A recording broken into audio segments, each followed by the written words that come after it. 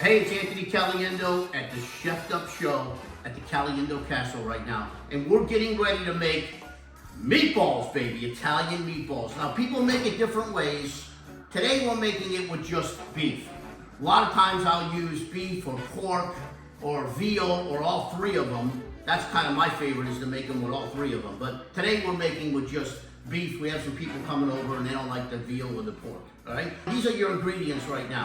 Pecorino Romano from Italy. You have to use that in meatballs. If you don't use Pecorino and Romano in meatballs, just don't make the meatball. Whatever you do, do not make the meatball. It's the sheep's milk that gives it that salty and that unbelievable flavor, that zestiness, that bite that you taste in a meatball. Usually it's coming from the Pecorino Romano. We use a little bit of course, Caliendo olive oil, breadcrumbs, and then we actually get some fresh bread, and I soak it a little bit, and then I dry it out in a strainer, and we use this to kind of give it a little bit of a flavor where that meatball will kind of, you know, when you see it cook and it gets a little wet.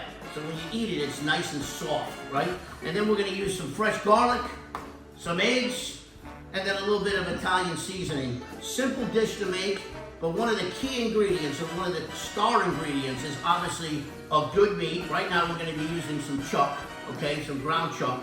And then obviously that Pecorino Romano that I said. So we're going to kind of mix this all up. We'll show you how we do it. We're making about 6.5 pounds of meatballs right now. Of course, at the Caliendo Castle, we go big or we go home. All right, here we go. We're getting ready to roll the balls.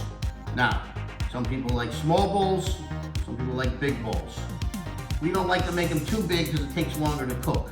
So we're gonna make, obviously, some average sized meatballs. You can see right here, we're already ready to go here with the meat. We've already mixed it 2 or 3 times. You wanna have some consistency where it's not too dry, but then again, you don't want it too wet neither. This is absolutely perfect, the way this came out right now. And this is about the size we're gonna do here, as you can see.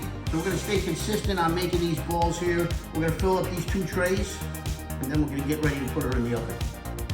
All right, here we go. We're getting ready to put the meatballs. Isn't that beautiful? Look at that. Oh my goodness. All right, we're gonna put these meatballs in the oven. Probably about 30 minutes. We're gonna put them at about 350 degrees.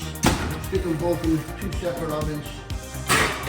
All right, here we go. The meatballs are done. We're gonna taste them right now.